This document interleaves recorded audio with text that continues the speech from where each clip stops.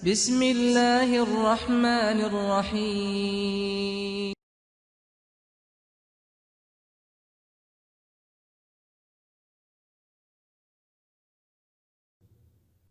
أعوذ بالله من الشيطان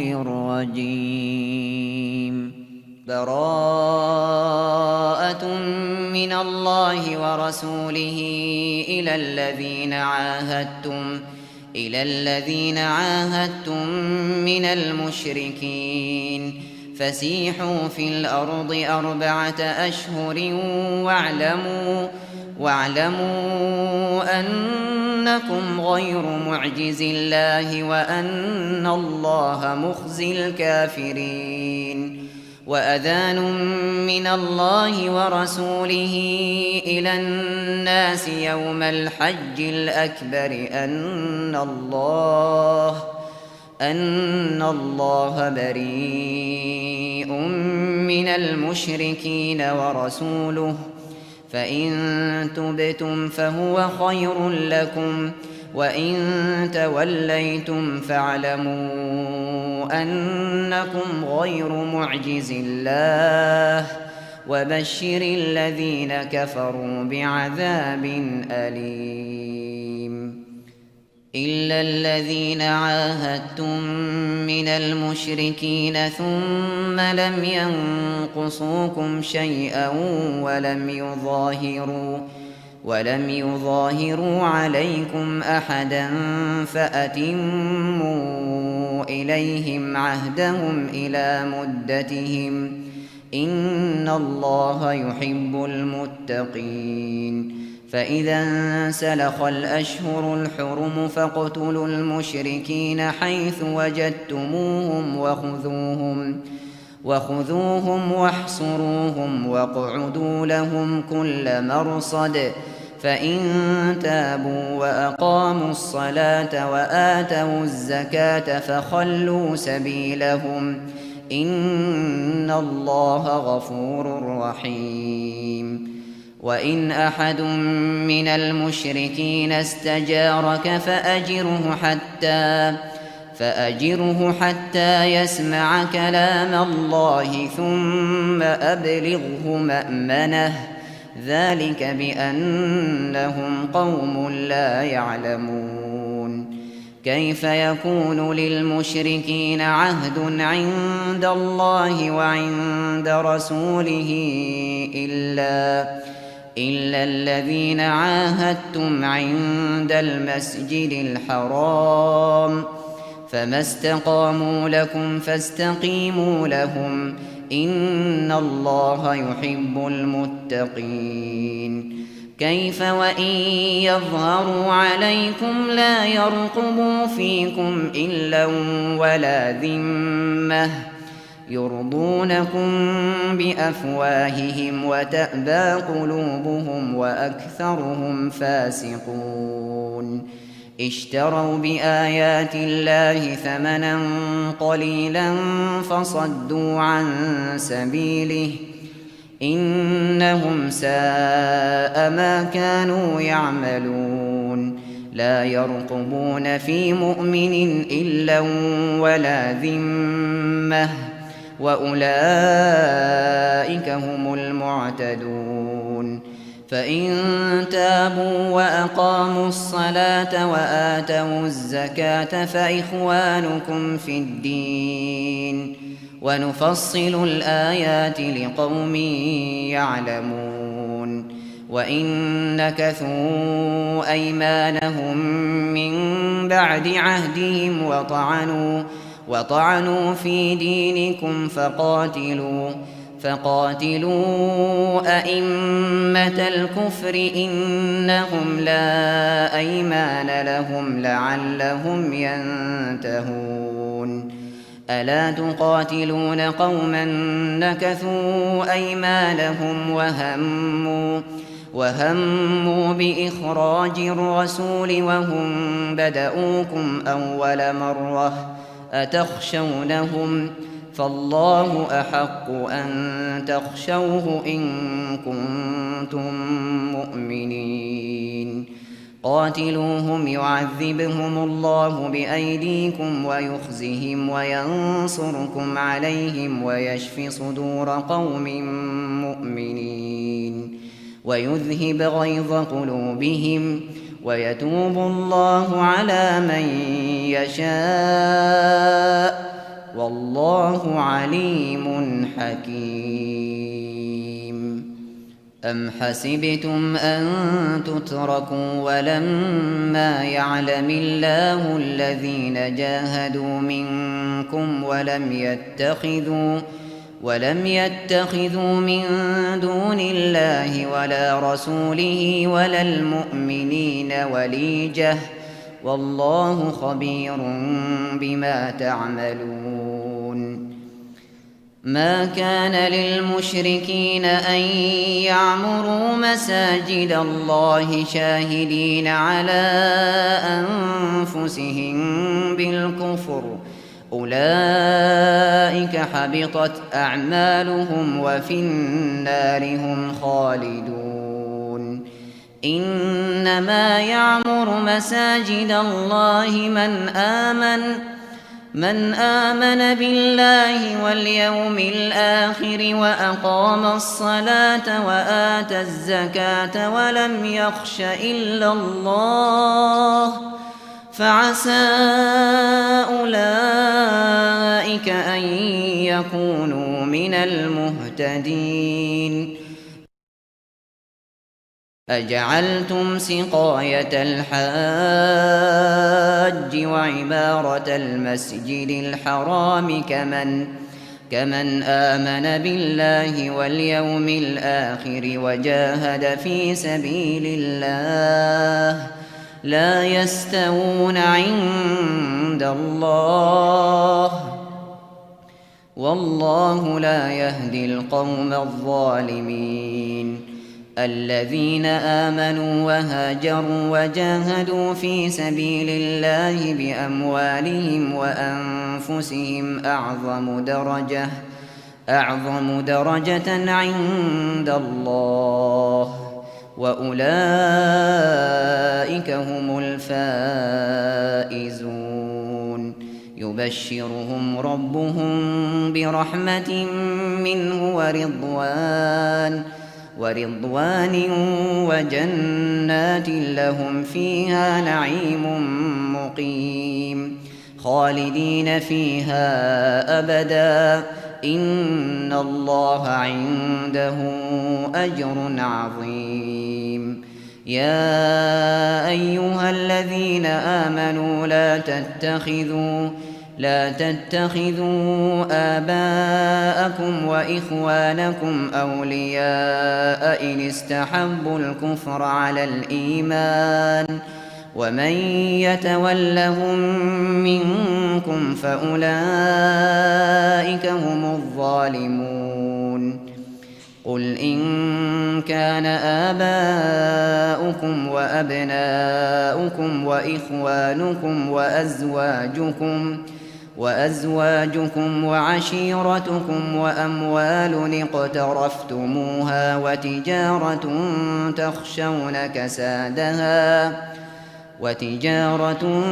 تخشون كسادها ومساكن ترضونها أحب إليكم من الله ورسوله وجهاد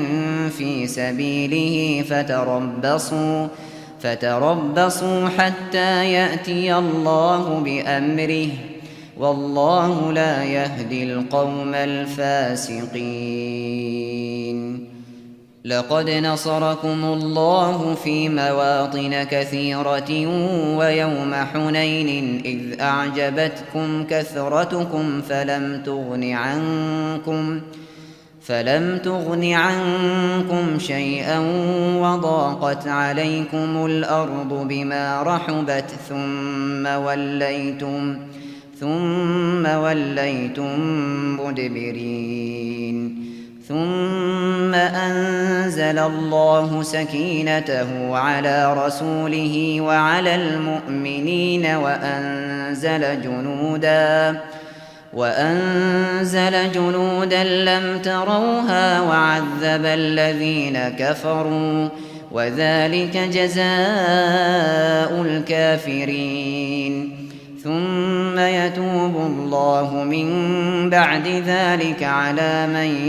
يشاء والله غفور رحيم يا أيها الذين آمنوا إنما المشركون نجس فلا يقربوا المسجد الحرام بعد عامهم هذا وإن خفتم عيلة فسوف يغنيكم الله من فضله إن شاء إن الله عليم حكيم قاتلوا الذين لا يؤمنون بالله ولا باليوم الآخر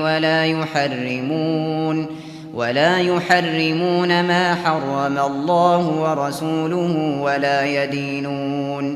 ولا يدينون دين الحق من الذين أوتوا الكتاب حتى يعطوا الجزية عن يد وهم صاغرون وقالت اليهود عزير ابن الله وقالت النصارى المسيح ابن الله ذلك قولهم بأفواههم يضاهئون قول الذين كفروا من قبل قاتلهم الله أنى يؤفكون اتخذوا أحبارهم ورهبانهم أربابا من دون الله والمسيح ابن مريم وما أمروا إلا ليعبدوا إلها واحدا لا إله إلا هو سبحانه عما يشركون يريدون أن يطفئوا نور الله بأفواههم ويأبى الله إلا أن يتم نوره ولو كره الكافرون هو الذي أرسل رسوله بالهدى ودين الحق ليظهره على الدين كله ولو كره المشركون يا أيها الذين آمنوا إن كثيرا من الأحبار والرهبان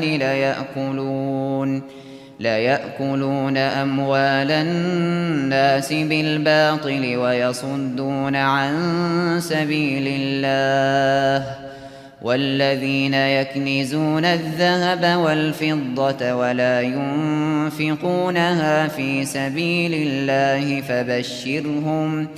فبشرهم بعذاب أليم يوم يحمى عليها في نار جهنم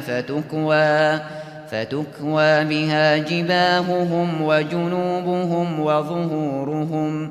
هذا ما كنزتم لأنفسكم فذوقوا ما كنتم تكنزون إن عدة الشهور عند الله 12 شهرا في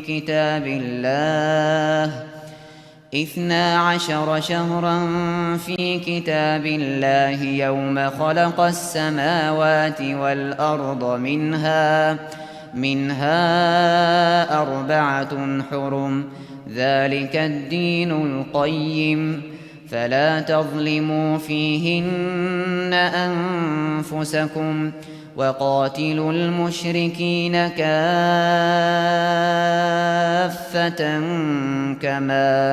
كما يقاتلونكم كافة واعلموا أن الله مع المتقين إنما النسيء زيادة في الكفر يضل به الذين كفروا يحلونه عاما ويحرمونه عاما ليواطئوا عدة ما حرم الله فيحلوا ما حرم الله. زين لهم سوء أعمالهم والله لا يهدي القوم الكافرين. يا أيها الذين آمنوا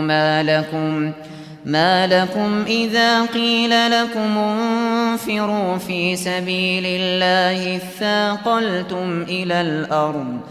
أرضيتم بالحياة الدنيا من الآخرة فما متاع الحياة الدنيا في الآخرة إلا قليل. إلا تنفروا يعذبكم عذابا أليما ويستبدل قوما غيركم ولا تضروه شيئا والله على كل شيء قدير. إلا تنصروه فقد نصره الله إذ أخرجه الذين كفروا ثاني اثنين إذ هما في الغار إذ يقول لصاحبه لا تحزن إن الله معنا فأنزل الله سكينته عليه وأيده بجنود لم تروها وجعل كلمة الذين كفروا السفلى وكلمة الله هي العليا والله عزيز حكيم. انفروا خفافا وثقالا وجاهدوا بأموالكم وأنفسكم في سبيل الله ذلكم خير لكم إن كنتم تعلمون. لو كان عرضا قريبا وسفرا قاصدا لاتبعوك ولكن بعدت عليهم الشقة وسيحلفون بالله لو استطعنا لخرجنا معكم يهلكون أنفسهم والله يعلم إنهم لكاذبون. عفى الله عنك لم أذنت لهم حتى يتبين لك الذين صدقوا وتعلم الكاذبين. لا يستأذنك الذين يؤمنون بالله واليوم الآخر أن يجاهدوا بأموالهم وأنفسهم والله عليم بالمتقين. إنما يستأذنك الذين لا يؤمنون بالله واليوم الآخر وارتابت قلوبهم فهم في ريبهم يترددون. ولو أرادوا الخروج لأعدوا له عدة ولكن كره الله بعاثهم فثبطهم وقيل اقعدوا مع القاعدين. لو خرجوا فيكم ما زادوكم إلا خبالا ولأوضعوا خلالكم يبغونكم الفتنة وفيكم سماعون لهم والله عليم بالظالمين. لقد ابتغوا الفتنة من قبل وقلبوا لك الأمور حتى جاء الحق وظهر أمر الله وهم كارهون. ومنهم من يقول ائذن لي ولا تفتني ألا في الفتنة سقطوا وإن جهنم لمحيطة بالكافرين إن تصبك حسنة تسؤهم وإن تصبك مصيبة يقولوا قد أخذنا أمرنا من قبل ويتولوا وهم فرحون قل لن يصيبنا إلا ما كتب الله لنا هو مولانا وعلى الله فليتوكل المؤمنون قل هل تربصون بنا إلا إحدى الحسنيين ونحن نتربص بكم أن يصيبكم الله بعذاب من عنده أو بأيدينا فتربصوا إنا معكم متربصون قل أنفقوا طوعا أو كرها لن يتقبل منكم إنكم كنتم قوما فاسقين وما منعهم أن تقبل منهم نفقاتهم إلا أنهم كفروا بالله وبرسوله ولا يأتون الصلاة إلا وهم كسالى ولا ينفقون إلا وهم كارهون فلا تعجبك أموالهم ولا أولادهم إنما يريد الله ليعذبهم بها في الحياة الدنيا وتزهق أنفسهم وهم كافرون ويحلفون بالله إنهم لمنكم وما هم منكم ولكنهم قوم يفرقون لو يجدون ملجأ أو مغارات أو مدخلا لولوا إليه وهم يجمحون ومنهم من يلمزك في الصدقات فإن أعطوا منها رضوا وإن لم يعطوا منها إذا هم يسخطون ولو أنهم رضوا ما آتاهم الله ورسوله وقالوا حسبنا الله سيؤتينا الله من فضله ورسوله إنا إلى الله راغبون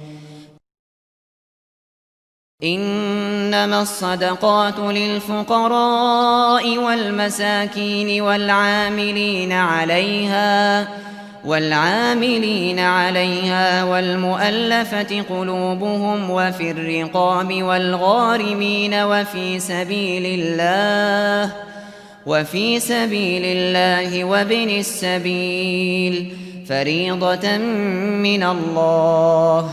والله عليم حكيم ومنهم الذين يؤذون النبي ويقولون هو أذن قل أذن خير لكم يؤمن بالله ويؤمن للمؤمنين ورحمة للذين آمنوا منكم والذين يؤذون رسول الله لهم عذاب أليم يحلفون بالله لكم ليرضوكم والله ورسوله أحق أن يرضوه إن كانوا مؤمنين ألم يعلموا أنه من يحادد الله ورسوله فأن له نار جهنم خالدا فيها ذلك الخزي العظيم يحذر المنافقون أن تنزل عليهم سورة تنبئهم بما في قلوبهم قل استهزئوا إن الله مخرج ما تحذرون ولئن سألتهم ليقولن إنما كنا نخوض ونلعب قل أبالله وآياته ورسوله كنتم تستهزئون لا تعتذروا قد كفرتم بعد إيمانكم إن نعف عن طائفة منكم نعذب طائفة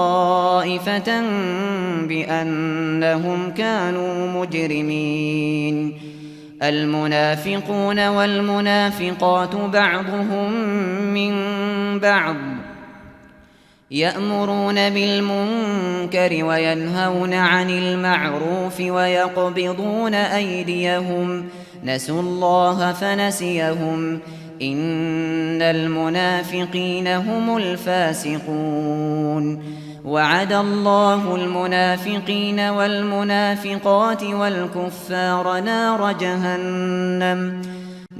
جهنم خالدين فيها هي حسبهم ولعنهم الله ولهم عذاب مقيم كالذين من قبلكم كانوا أشد منكم قوة وأكثر أموالا وأولادا فاستمتعوا بخلاقهم فاستمتعتم بخلاقكم كما استمتع الذين من قبلكم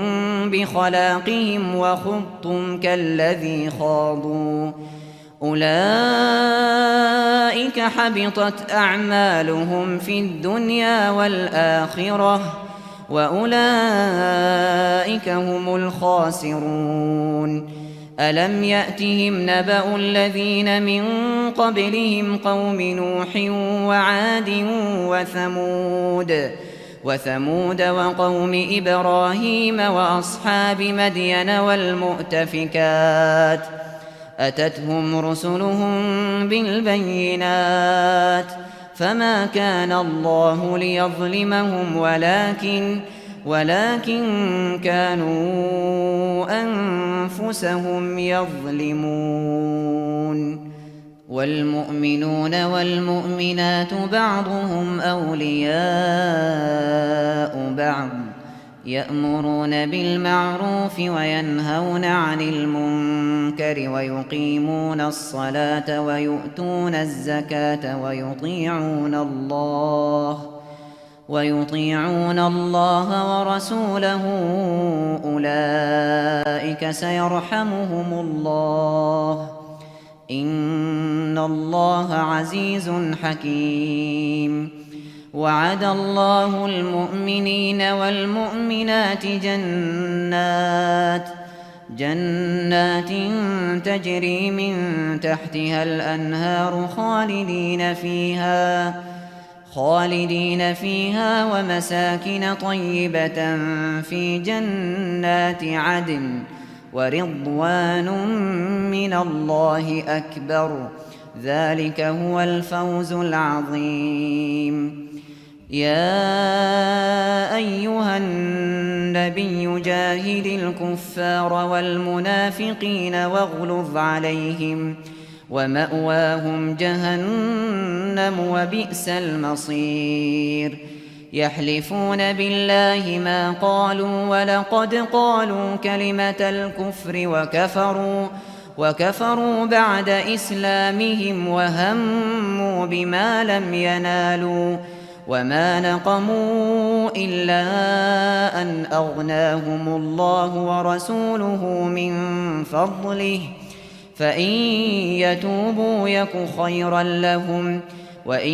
يتولوا يعذبهم الله عذابا أليما في الدنيا والآخرة وما لهم في الأرض من ولي ولا نصير. ومنهم من عاهد الله لئن آتانا من فضله لنصدقن ولنكونن من الصالحين. فلما آتاهم من فضله بخلوا به وتولوا وهم معرضون. فأعقبهم نفاقا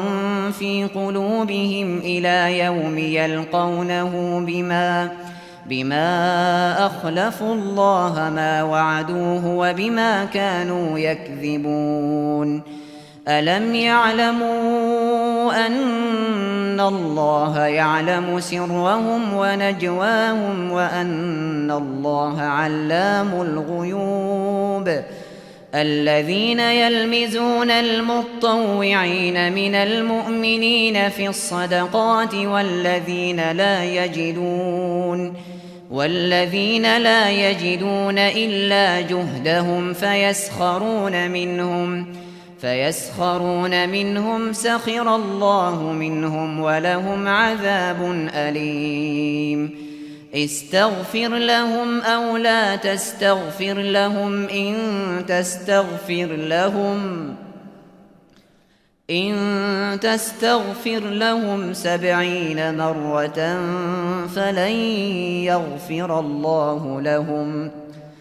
ذلك بأنهم كفروا بالله ورسوله والله لا يهدي القوم الفاسقين. فرح المخلفون بمقعدهم خلاف رسول الله وكرهوا أن يجاهدوا بأموالهم وأنفسهم في سبيل الله وقالوا لا تنفروا في الحر قل نار جهنم أشد حرا لو كانوا يفقهون. فليضحكوا قليلا وليبكوا كثيرا جزاء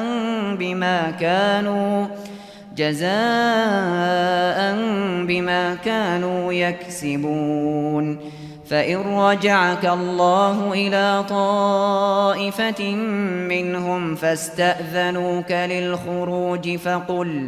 فقل لن تخرجوا معي أبدا ولن تقاتلوا معي عدوا إنكم رضيتم بالقعود أول مرة فاقعدوا مع الخالفين. ولا تصل على أحد منهم مات أبدا ولا تقم على قبره إنهم كفروا بالله ورسوله وماتوا وهم فاسقون. ولا تعجبك أموالهم وأولادهم إنما يريد الله أن يعذبهم بها في الدنيا وتزهق أنفسهم وهم كافرون. وإذا أنزلت سورة أن آمنوا بالله وجاهدوا مع رسوله استأذنك أولو الطول منهم وقالوا ذرنا نكن مع القاعدين. رضوا بأن يكونوا مع الخوالف وطبع على قلوبهم فهم لا يفقهون. لكن الرسول والذين آمنوا معه جاهدوا بأموالهم وأنفسهم وأولئك لهم الخيرات وأولئك هم المفلحون. أعد الله لهم جنات تجري من تحتها الأنهار خالدين فيها ذلك الفوز العظيم. وجاء المعذرون من الأعراب ليؤذن لهم وقعد الذين كذبوا الله ورسوله سيصيب الذين كفروا منهم عذاب أليم. ليس على الضعفاء ولا على المرضى ولا على الذين لا يجدون ما ينفقون حرج إذا نصحوا لله ورسوله ما على المحسنين من سبيل والله غفور رحيم. ولا على الذين إذا ما أتوك لتحملهم قلت لا أجد ما أحملكم عليه تولوا وأعينهم تفيض من الدمع حزنا ألا يجدوا ما ينفقون. إنما السبيل على الذين يستأذنونك وهم أغنياء رضوا بأن يكونوا مع الخوالف وطبع الله على قلوبهم فهم لا يعلمون. يعتذرون إليكم إذا رجعتم إليهم قل لا تعتذروا لن نؤمن لكم قد نبأنا الله من أخباركم وسيرى الله عملكم ورسوله ثم تردون إلى عالم الغيب والشهادة فينبئكم بما كنتم تعملون. سيحلفون بالله لكم إذا انقلبتم إليهم لتعرضوا عنهم فأعرضوا عنهم إنهم رجس ومأواهم جهنم جزاء بما كانوا يكسبون. يحلفون لكم لترضوا عنهم فإن ترضوا عنهم فإن الله لا يرضى عن القوم الفاسقين. الأعراب أشد كفرا ونفاقا وأجدر ألا يعلموا حدود ما أنزل الله على رسوله والله عليم حكيم. ومن الأعراب من يتخذ ما ينفق مغرما ويتربص بكم الدوائر عليهم دائرة السوء والله سميع عليم. ومن الأعراب من يؤمن بالله واليوم الآخر ويتخذ ما ينفق قربات عند الله وصلوات الرسول ألا إنها قربة لهم سيدخلهم الله في رحمته إن الله غفور رحيم. والسابقون الأولون من المهاجرين والأنصار والذين اتبعوهم بإحسان رضي الله عنهم ورضوا عنه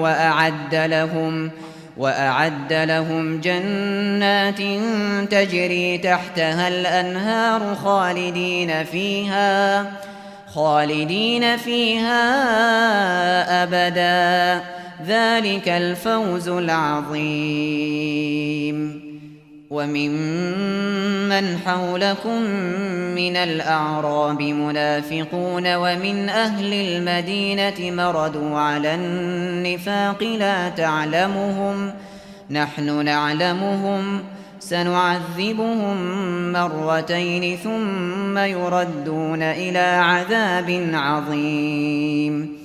وآخرون اعترفوا بذنوبهم خلطوا عملا صالحا وآخر سيئا عسى الله أن يتوب عليهم إن الله غفور رحيم خذ من أموالهم صدقة تطهرهم وتزكيهم بها وصل عليهم إن صلاتك سكن لهم والله سميع عليم ألم يعلموا أن الله هو يقبل التوبة عن عباده ويأخذ الصدقات وأن الله هو التواب الرحيم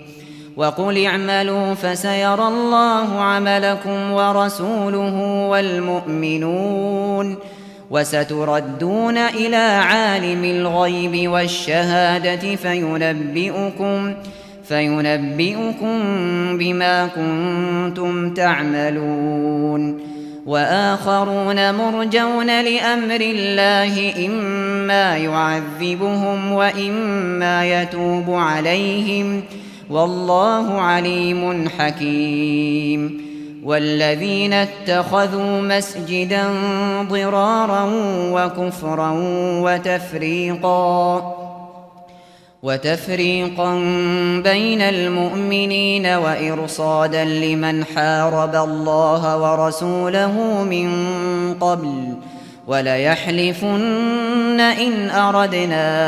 إلا الحسنى والله يشهد إنهم لكاذبون لا تقم فيه أبدا لمسجد أسس على التقوى من أول يوم أحق أن تقوم فيه رجال يحبون أن يتطهروا والله يحب المطهرين أفمن أسس بنيانه على تقوى من الله ورضوان خير أم من أسس بنيانه على شفا جرف هار فانهار به في نار جهنم والله لا يهدي القوم الظالمين لا يزال بنيانهم الذي بنوا ريبة في قلوبهم إلا أن تقطع قلوبهم والله عليم حكيم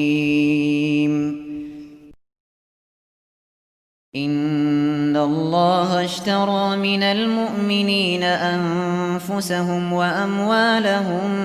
بأن لهم الجنة يقاتلون في سبيل الله فيقتلون ويقتلون وعدا عليه حقا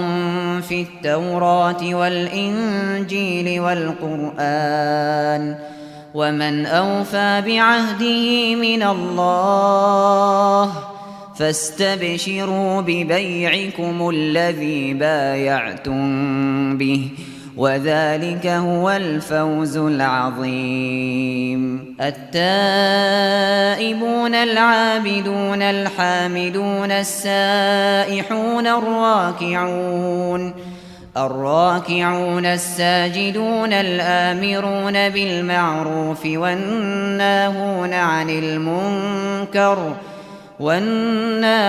عن المنكر والحافظون لحدود الله وبشر المؤمنين ما كان للنبي والذين آمنوا أن يستغفروا للمشركين ولو كانوا أولي قربى من بعد ما تبين لهم أنهم أصحاب الجحيم وما كان استغفار إبراهيم لأبيه إلا عن موعدة وعدها إياه فلما تبين له أنه عدو لله تبرأ منه إن إبراهيم لأواه حليم وما كان الله ليضل قوما بعد إذ هداهم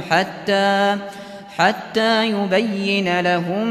ما يتقون إن الله بكل شيء عليم إن الله له ملك السماوات والأرض يحيي ويميت وما لكم من دون الله من ولي ولا نصير لقد تاب الله على النبي والمهاجرين والأنصار الذين اتبعوه في ساعة العسرة من بعد ما كاد يزيغ قلوب فريق منهم ثم تاب عليهم إنه بهم رءوف رحيم وعلى الثلاثة الذين خلفوا حتى إذا ضاقت عليهم الأرض بما رحبت وضاقت عليهم أنفسهم وظنوا أن لا ملجأ من الله إلا إليه ثم تاب عليهم ليتوبوا إن الله هو التواب الرحيم يا أيها الذين آمنوا اتقوا الله وكونوا مع الصادقين ما كان لأهل المدينة ومن حولهم من الأعراب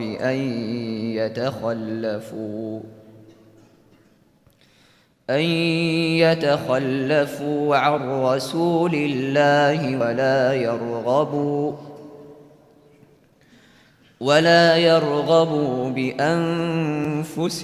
عن نفسه ذلك بأنهم لا يصيبهم ظمأ ولا نصب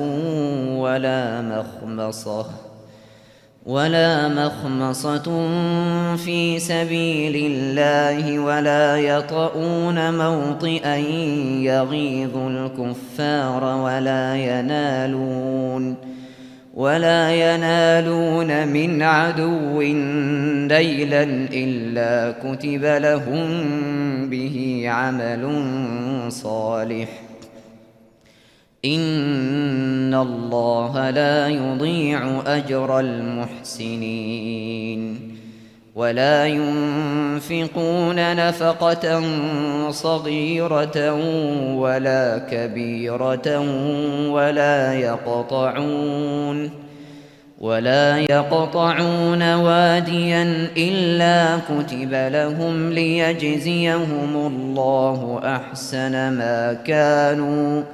ليجزيهم الله أحسن ما كانوا يعملون وما كان المؤمنون لينفروا كافة فلولا نفر من كل فرقة منهم طائفة ليتفقهوا في الدين ولينذروا قومهم إذا رجعوا إليهم لعلهم يحذرون يا أيها الذين آمنوا قاتلوا الذين يلونكم من الكفار وليجدوا فيكم غلظة واعلموا أن الله مع المتقين وإذا